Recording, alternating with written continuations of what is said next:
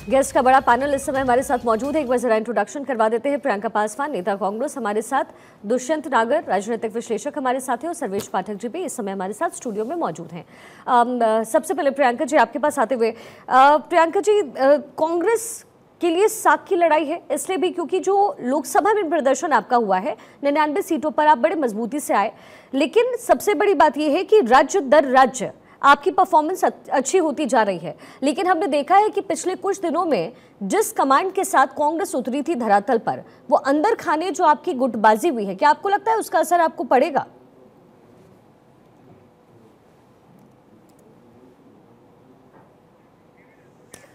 प्रियंका जी, आपको अनम्यूट करना पड़ेगा।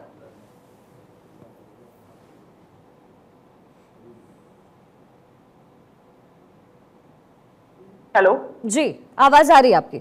आ रही है आवाज? जी बिल्कुल। जी जी जी बोलिए। जी, देखिए, गुटबाजी हर पार्टी में होती है, लेकिन हमारा जो परफॉर्मेंस है डे बाय डे जो सुधर रहा है, और जिस तरह जनता ने अपना हमारे पर विश्वास जताया है, और जिस हिसाब से हरियाणा का पूरा माहौल है, तो वो अगर देखें तो बिल्कुल वो कांग्रेस के पक्ष में है। और बहुत ही अच्छा रिजल्ट निकल के आने वाला है हरियाणा का। और ना सिर्फ हमारा वोट परसेंटेज बढ़ेगा, बल्कि इसके अलावा भी हम लोग वहां सरकार भी बनाएंगे। और कई स्टेट में हम लोगों ने किया भी है, बनाया भी है। वहां की जो जनता है, मैं हरियाणा में खुद मैं वहां पे गई, वहां पे लोगों से पता किया, तो हरियाणा के लोग बहुत दुखी है। 2 साल पहले ही कई रिहायशी इलाकों को गिरा दिया गया, ध्वस्त कर दिया गया, और वो छप्पर टीन शेड में रहने को मजबूर है। और बेरोजगारी का आलम यह है कि वहां जो आम पब्लिक की बात है, लहसुन 500 रुपए किलो, टमाटर ये, और कोई कामकाज नहीं है, तो लोग बहुत ज्यादा परेशान हैं। और हमारे ही पक्ष में ये पूरा हरियाणा का रिजल्ट आने वाला है, और हम ही लोग सरकार बनाने जा रहे हैं। नहीं, लेकिन फिर मुख्यमंत्री किसको बनाएंगे आप? क्योंकि आपका सारा पेज तो वहीं पे फंसा हुआ है। आपको बार बार शैलजा को स्टेज पर लाने की जरूरत पड़ रही है। राहुल गांधी हुडा और शैलजा का हाथ मिलाते हैं मंच पर, लेकिन दिल मिल रहे हैं क्या उनके? वहां आपको कहीं परेशानी ना हो जाए हमेशा की तरह? नहीं, देखिए, अब अभी लोकसभा का इलेक्शन था, तो कौन है प्रधानमंत्री का फेस? ये अगर इलेक्शन है राज्य का है, तो कौन है मुख्यमंत्री का फेस? देखिए, जब आ जाते हैं रिजल्ट, उसके बाद अपने आप निर्णय हो जाता है कि जनता किसके पक्ष में है, वो चीजें हो जाती हैं। और ये सवाल बीजेपी से क्यों नहीं पूछा जाता, और क्यों कांग्रेस से ही पूछा जाता है? तो ये गलत है। और जब रिजल्ट आएगा तो डेफिनेटली हम सबका सारी चीजें निकल के आएंगी। अपना एक बैठक होगा, परामर्श होगा, उस हिसाब से जिसको बनाया जाएगा, जिसको जनता चाहेगी, जिसको पार्टी चाहेगा, उसे मुख्यमंत्री बनाया जाएगा। चलिए, ठीक है, इंतजार रहेगा उस पल का।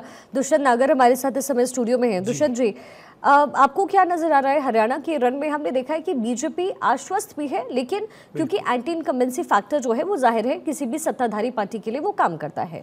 तो इस समय कांग्रेस वर्सेस बीजेपी की जो लड़ाई हरियाणा में आप देख रहे हैं, क्या समीकरण आपको बनते दिख रहे हैं? देखिए, भारतीय जनता पार्टी के पास साधन संसाधन है। 10 साल से वहाँ राज्य में सरकार में है, 11 साल से केंद्र में सरकार है, तो भारतीय जनता पार्टी को कमज़ोर नहीं आंका जा सकता।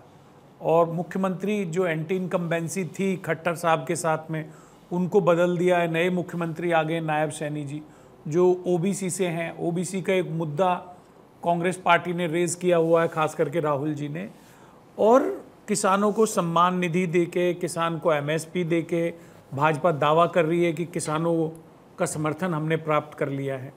वहीं दूसरी ओर राहुल जी हैं, जो पूरे देश में किसानों के लिए कैंपेन कर रहे हैं, किसानों के मुद्दों को एड्रेस कर रहे हैं। तो ये चुनाव आसान चुनाव नहीं है। दोनों पार्टियों की अपनी अपनी चुनौतियां हैं और अच्छा एक मुकाबला है। लेकिन ये जरूर है कि जो पार्टी ये चुनाव जीतेगी, वो देश में संदेश देगी कि किसानों का समर्थन उस दल को है। और निश्चित रूप से ये चुनाव राहुल वर्सेस मोदी भी है। जितना किसान कानूनों के ऊपर भारत में बहस हुई, जिनको मोदी जी ने वापस लिया, जितना उसके ऊपर धरना प्रदर्शन हुआ, उसका पूरा सेंटर जो था, केंद्र बिंदु हरियाणा था। तो भाजपा के दावे कि किसान हमारे साथ है, उसका भी परीक्षण हो जाएगा। और कांग्रेस पार्टी का ये दावा कि किसान भारतीय जनता पार्टी से नाराज है, अगर कांग्रेस की सरकार बनती है तो उसका भी परीक्षण हो जाएगा कि राहुल जी के साथ किसानों का समर्थन है। राहुल जी के जो मुद्दे हैं उनसे किसान सहमत हैं। हुड्डा जी ने जो किसान आंदोलन में एक मुख्य भूमिका निभाई तो उनकी भूमिका किसानों के हित में थी। तो ये चुनाव एक तरीके से आने वाले समय की, आने वाले वक्त की, आने वाले 2 साल की जो कई राज्यों में बड़े राज्यों में चुनाव होने हैं उसकी भी एक तस्वीर होगा, उसका भी एक आने वाला चित्र खींच देगा। तो ये चुनाव वाकई महत्वपूर्ण है और इतना आसान चुनाव नहीं है। सर्वेश जी, जैसे कि दुष्यंत जी ने अभी कहा कि चुनाव आसान नहीं है, चुनौती अगर बीजेपी के लिए है तो फिर कांग्रेस के लिए भी है, लेकिन कई ऐसी सीटें हैं जहां पर लड़ाई बड़ी दिलचस्प है। जुलाना की आप सीट ले लीजिए, वहां की कांग्रेस वर्सेस बीजेपी की लड़ाई बहुत दिलचस्प है। और क्या होगा, क्योंकि दोनों ही पार्टी जो है ऐसे कैंडिडेट को लेकर के उतरी है जिसको जन समर्थन मिलता रहा है कम से कम। और वैसे भी भारत में जब भी बात हुई तो खेल को बहुत ज्यादा महत्व दिया जाता है। तो जुलाना सीट की अगर बात हो गई वहां को लेकर के, और इस बार तो आम आदमी पार्टी में, तो ही क्या त्रिकोणीय मुकाबला आपको दिखता है? देखिए, वहाँ पे आपने जिस सीट की बात की वहाँ पे त्रिकोणीय मुकाबला मुझे कहीं आम आदमी पार्टी उस तरीके से कहीं इस बार वहाँ पे कोई अपना अमिट छाप छोड़ने वाली नहीं है। बस अगर कहे कि हाँ वोट बैंक कटेगा तो फ़ायदा हो सकता है तो उस फ़ायदे में बीजेपी ही रहेगी। हाँ, बीजेपी और कांग्रेस में हरियाणा में मेन टक्कर है, इसमें कोई दो राय नहीं है कि वहाँ पे जिस तरीके से देखिए बीजेपी के साथ अभी हम देख रहे हैं और ये वो महसूस भी कर रहे हैं कि वहाँ जो कंबेंसी है वो बीजेपी के खिलाफ है। लेकिन कहीं कहीं आप देखें जिन राज्यों में बीजेपी की सरकार रही है वहाँ पे प्रो इनकम्बेंसी हो जाती है। मध्य प्रदेश और छत्तीसगढ़, राजस्थान में इलेक्शन हुआ था, मध्य प्रदेश में भी यही संभावना थी नहीं कांग्रेस आ जाएगी। क्या हुआ, वहाँ प्रो इनकम्बेंसी हो गया, बीजेपी वापस वहां कमबैक कर गई। छत्तीसगढ़ में अंडर करंट जो कि कांग्रेस के आने की पूरी संभावना थी, जितने चुनावी पंडित थे, जितने बड़े बड़े जर्नलिस्ट थे, सब यही लिखते थे, लेकिन वहां देखिए वहां बीजेपी आ गई। तो यहाँ पे चुनाव में कोई भी चुनाव जो है किसी भी पार्टी के लिए मैं मानता हूं कि इजी या केक वॉक नहीं होता। और बीजेपी के बड़े बड़े नेता हर समय यही कहते आते हैं कि हमारे लिए हर चुनाव एक चुनौतीपूर्ण होता है, चाहे वो म्युनिसिपल इलेक्शन हो, चाहे राज्य का इलेक्शन हो या लोकसभा इलेक्शन हो। लेकिन अगर हरियाणा की बात करें तो जिस तरीके से बीजेपी समझ रही थी कि नहीं उनका तीसरी टर्म में वो बड़े आराम से आएंगे, वो कहीं दिख नहीं रहा है। क्योंकि जिस तरह से लोकसभा का रिजल्ट आया, 2 बार 10 में 10 दिया, 14, 19, लेकिन 24 में 50-50 हो गया। अच्छा देखिए, एक और बड़ा अच्छा समीकरण बदला जब अशोक तंवर कांग्रेस का दामन थामे नजर आए, जरा सुनिए क्या कह रहे हैं। कि सब विधायक मिलकर के पार्टी का हाईकमान सुनिश्चित करेगा। हाँ, ये जरूर है कि आज तक जो है इस वर्ग से मुख्यमंत्री नहीं बना है, तो लोगों की हमेशा भावनाएं होती हैं, अपेक्षाएं होती हैं, लेकिन मैं समझता हूं कि पार्टी सोच समझ करके फैसला करती है।